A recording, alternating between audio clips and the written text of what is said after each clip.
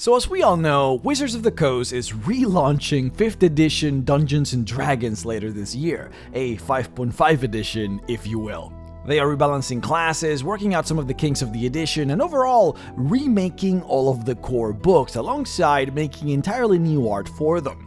I mention this because an interesting character made an appearance in what is to be the new cover for the 2024 Dungeon Master's Guide. Now, of course, for the last cover of the Dungeon Master's Guide, we had a Serac, one of the most famous and powerful liches in the history of Dungeons & Dragons. So, who is it then that would stand toe-to-toe against the Serac as the new face for the Dungeon Master's Guide? Who is this guy? It's funny because, depending on who you ask, this might be one of the most well-known villains in Dungeons & Dragons history, or you might have never heard of them. Really, it is a coin toss, and it's funny because even the most hardcore D&D fan might not even recognize him, but if their parents watched cartoons back in the 80s, it's likely that they would remember him on sight. This here is Venger, the Force of Evil. See, Dungeons & Dragons made a cartoon back in 1983 called, well, Dungeons & Dragons, that ran for 3 seasons with about 27 episodes. In the show, a group of kids find themselves unironically isekai'd into a world called The Realm. The premise of the show is that the kids want to find their way back home, and so a powerful, almost godlike entity called the Dungeon Master grants each of the children a legendary weapon and then tries to guide them as they attempt to return back to their world. Venger is the villain of the show who needs the legendary weapons in order to accomplish his evil plans, and so he hunts the children and attempts to stop them from leaving.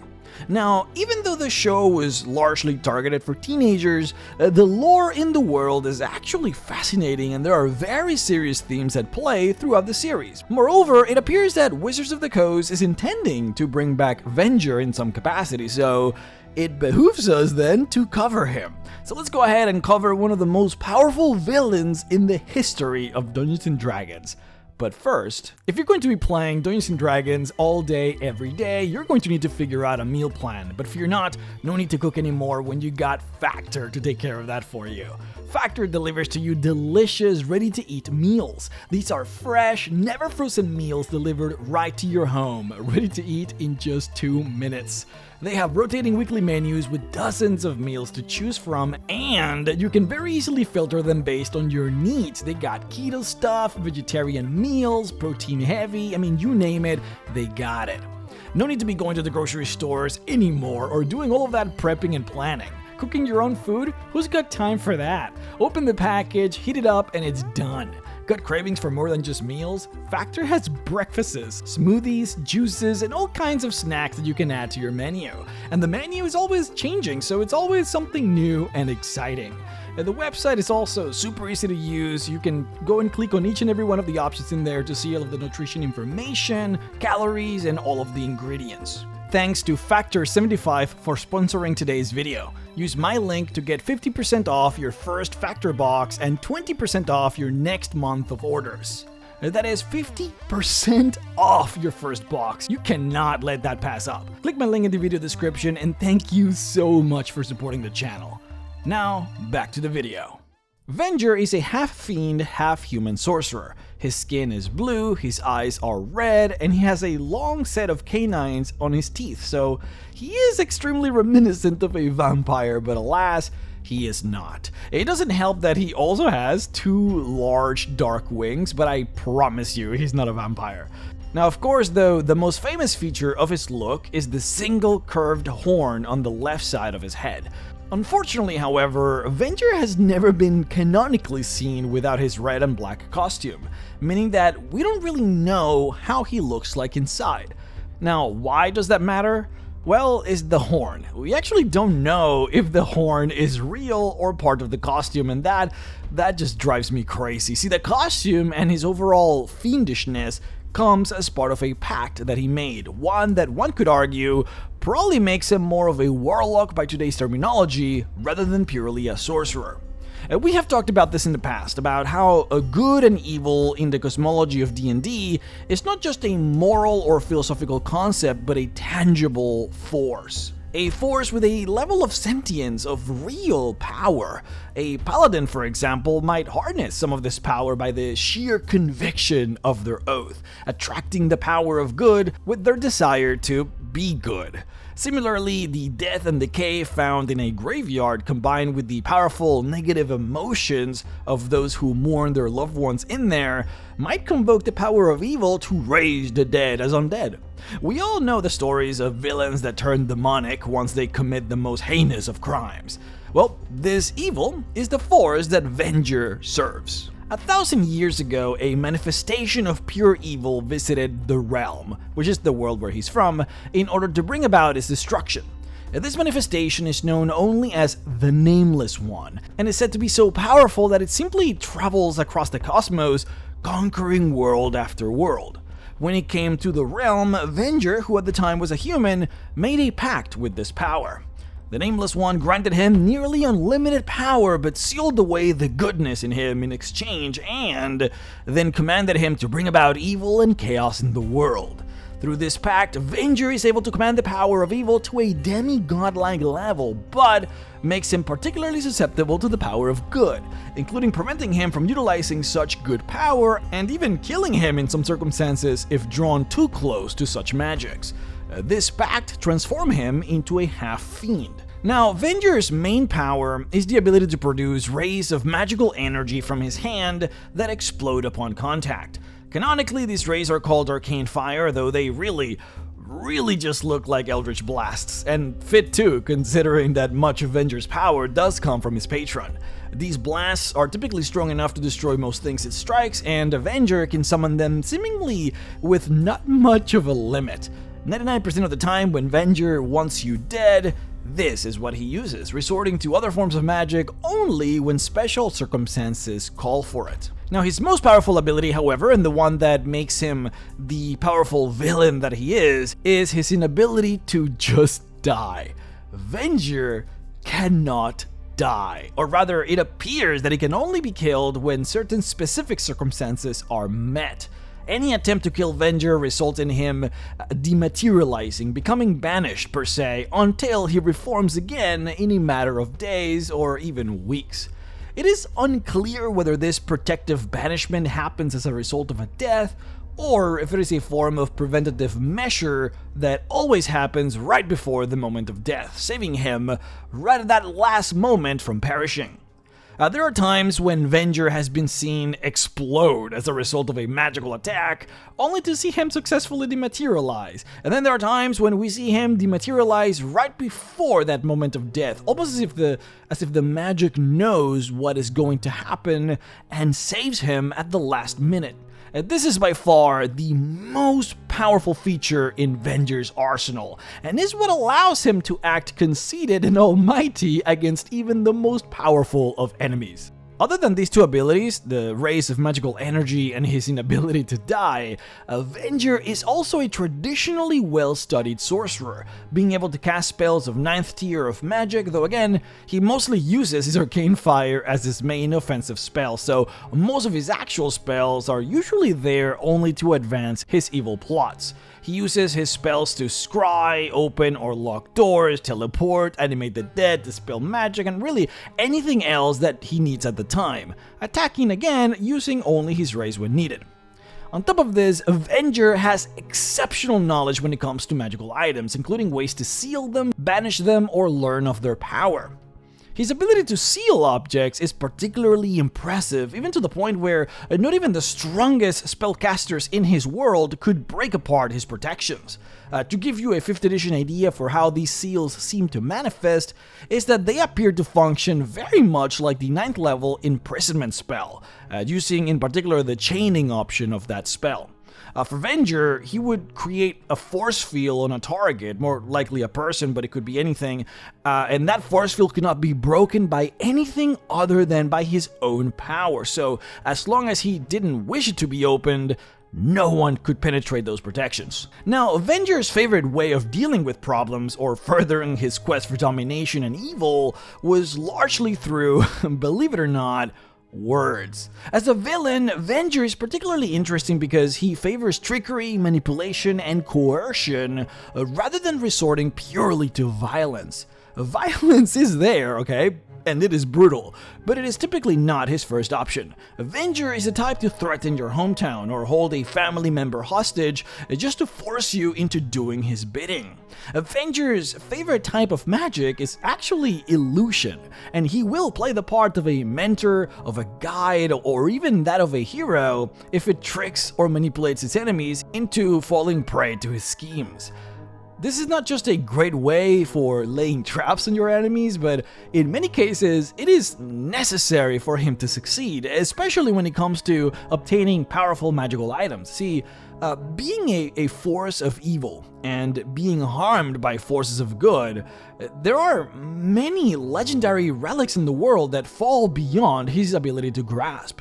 Doors that can only be opened by those with a good heart, seals that can only be undone by a pure soul, weapons that can only be found by those with the intent not to use them. These are the quests that Venger manipulates others into performing for him because he just cannot do that. His facility with illusion magic has also granted him an incredible eye to spot other illusions, making it very, very difficult to fool him. Now, Venger has many allies, or perhaps it would be best to say he has many servants, most of which likely serve him under duress, at least except for two.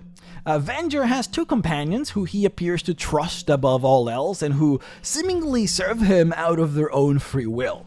The first is his beautiful, majestic steed, a purely black, demonic horse with red eyes that can breathe fire and can fly. The horse is, of course, a nightmare, who for all intents and purposes appears to be connected to Venger, likely as part of his pact with the Nameless One. Now, the second ally is a shadow demon, Venger's spy master, who moves about the world hidden in the shadows and informs him of events that unfold. Now, none of them have names, as far as I am aware. They are just referenced as Nightmare and Shadow Demon, respectively, but they are nonetheless seemingly Venger's closest allies. Now, another ally of note who is not particularly close to Venger, but happens to be topical for today's video, is actually none other than War Duke. Yep, this guy, who also coincidentally appears in the Dungeon Master's Guidebook cover. He once worked as a form of bounty hunter for Venger, capturing one of his greatest enemies and offering it to him in exchange for a reward. But this video is not about him, so we'll move on. The real question, though, is what world is Venger in? His world is simply called the Realm. Now, not the Realms, mind you, which is the shorthand for the Forgotten Realms, but just the Realm. Throughout the TV series and for the additional products released with the series, no full name was ever given to the world other than just the Realm. That being said, this particular world is full of dimensional portals that join with many other worlds in the cosmology of Dungeons & Dragons. The characters of this world are constantly coming in and out of realities and other worlds, and it seems like the concept of finding creatures from other planets is relatively commonplace here. That means that even though the Realm is probably not any of the common worlds that we're used to, such as Faerun, Earth, or Eberron, characters from other worlds can seemingly enter it very easily, or more to the point, creatures from the Realm can easily travel to any of the others. In other words, Venger appearing in the Forgotten Realms would not be crazy at all, and he definitely has the power to do so. Hell, canonically, Venger once opened up a portal to 1945 Germany so that he could kidnap a Nazi soldier and give him an airship with more powerful weapons so that he could bring that technology back to Germany and have them just, have them win the war. Okay, but you have to understand that if Nazi Germany took over the world, then the protagonist of the show, his enemies, would not have been born, so he would defeat them like that. He really wanted to defeat them. Anyways, my point is, planar travel is a thing, and he can very easily do it. Plus, we know that his world exists in the same cosmology as the rest of the D&D worlds, as, War Duke made an appearance here, and he is originally from Greyhawk. Also, an avatar of Lolth has been seen in this world, so it is again fair to say that the cosmologies are connected. Several cameos have also been made by the protagonists of the cartoon into the Forgotten Realms, where they travel into the realms, note the plural here now, realms, Forgotten Realms, where they travel into the realms in order to have short adventures before leaving, so the planets are seemingly very easily connectable. Anyways, now back on topic. So, there are many things about Venger that are vague and unexplained. That is because he really only appears as part of the cartoon show from the 80s. Really, the only other big source that we have, like about his powers and his lore, comes from the handbook that was released alongside a special DVD release of the show. The handbook does give us his stats as well as some of his spells, though it doesn't really cover any of the more esoteric features of his pact with the Nameless One. See, here's the stat block so that you can see it. He is a CR 21 creature with 180 hit points. It is funny though that they gave him a bite and a claw attack, even though I am sure we never get to see him use those as weapons. It is also particularly shocking to me that he was given a strength score of 18, considering that he seemed rather frail when it came to physical challenges throughout the runtime of the show. But yeah, I honestly wouldn't put too much stock on this stat block, considering that none of the features here are unique or exclusive to him. Everything in here is just what any sorcerer and archmage would get for this level in 3rd edition. He wasn't really given anything special. Nothing in here has been custom made for him. This is just a generic stat block, basically. Other than the lore presented, it's just put together in a raw flavor of Venger just so that they could have it in the book. I wouldn't even be surprised if the term Arcane Fire for his magical rays is not even like a canon thing, or even sticks when they make his new stat, I would imagine, at some point in 5th edition. Since the name Arcane Fire is really only used here, and it is, again, just not exclusive for him. But anyways, going back to the actual show, so let's get some of the weird stuff out now. Venger is the son of a person known only as the Dungeon Master. Now, this Dungeon Master is supposed to be human, but kind of looks like a gnome. But regardless, this guy is basically a godlike figure in this world. In fact, he very well could be like the literal god of the realm, considering that no other god is mentioned, and I don't believe that there are any churches or priesthoods that are shown at all in this world. Now, the Dungeon Master is shown as a person, like with wants, feelings, emotions, and the like, and more importantly, he's shown to be able to make mistakes. He's not entirely all-knowing, there is a limit seemingly to his power, and he can even be killed. That being said, he seems to be able to have nearly limitless magic and has the ability to apparently just know most of what will transpire in the future. Whenever the Dungeon Master appears, he knows exactly what to do and what to say in order to manipulate events that suit him. And his ability to tell the future is perfect enough that it seems like he is willing to place himself, his loved ones, and the entire world constantly at risk, like right on the verge of destruction, knowing that so long as he does what he knows he's supposed to do, things will go exactly as he has predicted. There are, however, rules that seemingly he has to follow, or at least, I guess, maybe weird limitations to his power. For example, it doesn't seem like his otherwise limitless powers can change the course of nature, as in, he can't revive a dead person, it seems, and neither can he cure a simple poison originating from a natural creature. Further, he is either unable to or merely unwilling to attack an enemy when not in self-defense. All of this is likely the result of the Dungeon Master being the, force of good to Venger's force of evil, meaning that as powerful as Dungeon Master's abilities are, he is fed either exclusively or primarily by the force of good, which limits what he can do outside of what goodness is meant to provide in terms of power. That being said, in individual power, he is much stronger than Venger, mostly thanks to his ability to seemingly predict the future with nearly perfect accuracy. It does appear that the only thing that he's not able to predict or plan around at all is the Nameless One, the pure manifestation of evil.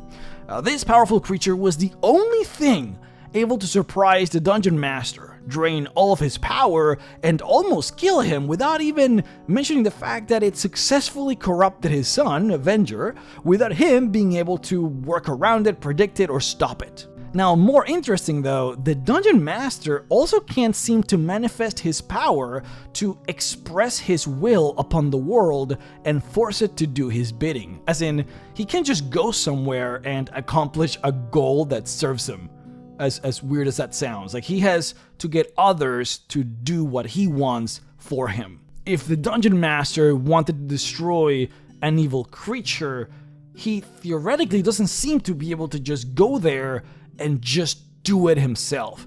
There are some weird limitations that forces him to find different avenues to accomplish those goals, probably because attacking even an evil creature, a monster, when not in self-defense is not considered a good act, which means that his powers of good just cannot be manifested in that way. Now, why is all of this important? This is important because Venger serves the opposite force, which means that he is likely to also have many of these limitations. For example, we know that as powerful as Venger is, he seems unable to challenge certain creatures of nature or certain forces of nature. A magical created thunderstorm, for example, could not be stopped by him, and powerful beasts were seemingly avoided by Venger. In particular, powerful dragons, which according to the lore are Venger's greatest weakness and one of the few things that can actually kill him. As much as Dungeon Master is the antithesis of Venger, Venger's actual nemesis is in fact Tiamat,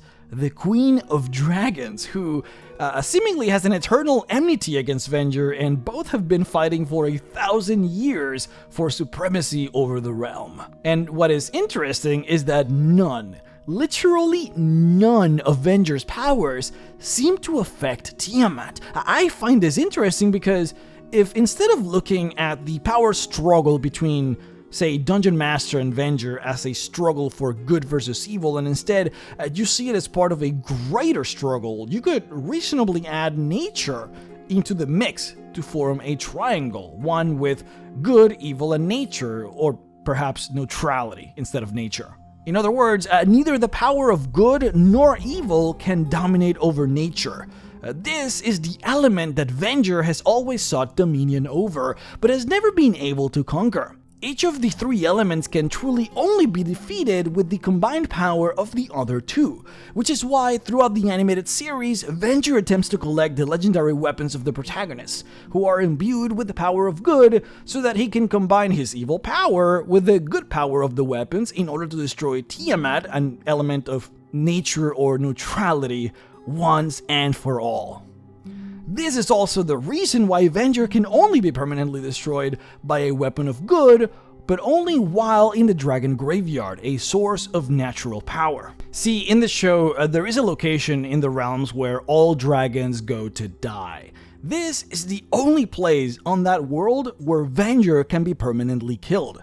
It is probably because the land itself is suffused with natural magic, so when you combine the power of good from the weapons and the power of nature from the land, the two can be used to dominate over his power of evil and fully extinguish him. Now, how the Nameless One falls into all of this and how he seems to be able to overpower goodness with so much evil is unclear, but it is likely that in battles between good versus evil, that heroes likely fall into the lands of nature or neutrality, and so a hero wielding a weapon of good could destroy a powerful evil, as it would be like two forces, in this case good and nature, banding together against the third force, evil. Venger actually once created a creature called the Demo Dragon. Just like Demogorgon, I guess, but like a dragon. A Demo Dragon. It's funny because it literally was a two-headed dragon with tentacles for arms. So literally like Demogorgon, but just like a dragon. Anyways, once it was created, neither Venger nor Dungeon Master could stop it. Until a force of nature itself, a powerful poison from a natural source, was used to be able to kill him. Okay, so anyways, what is the point of this entire whole philosophical ramble? See, okay, the point is that Venger is indestructible unless you combine two really powerful sources of power, one of goodness and one of nature. Both sources have to be really strong. In the realm where Venger is from, there was only a single place, okay? A single place in the entire world where he could be permanently killed, so the power level for these energies must be enormous. But that is basically it. In the world where Venger is from, he basically controls most of the planet, with only a few pockets of resistance spread about the world. The places he dominates, he leaves as wastelands, with near a tree in sight. Those lands are then populated by monsters, whether they are orcs, lizardfolk, bullywugs, ogres, or any other type of monstrous creature, and the rest, those pockets of resistance, are filled with normal humans, however, also with a few evil creatures, such as demons and others, who enjoy preying on those humans. Much how Venger loves to manipulate to get what he wants, many of these demons do so as well, sowing discord amongst the few kings and queens that remain, while Venger slowly pushes into the last bastions of humanity that are left in the world. And I am certain that as soon as he collects a source of power strong enough to destroy that which he is otherwise defenseless against, he will bring about his conquest to other worlds. Worlds where he is unlikely to find much resistance against his incredible ability to just never die. Also, at the end of the show, the kids succeed and they turn him human by unlocking the goodness in him that was sealed away by the Nameless One, and probably they all lived happily ever after and all that jazz. However, that part of the show never actually aired because the show was cancelled, so it is not canon. However, the guy who wrote the show made the script for that episode, so it would have been canon. However, if he turned human, then that would be boring and we wouldn't have a villain to fight, so it is unlikely that Wizards of the Coast would do that. However, we could simply fight a Venger from the past, one of the time before the show took place, so none of that really matters. I don't know. It's complicated. This was a cartoon from the 80s made for kids, so it makes sense why they would want to make a happy and conclusive ending. But until we get some kind of update on what is going on with him, there is just no way to tell where he is at the moment, so we will just have to wait and see, I guess.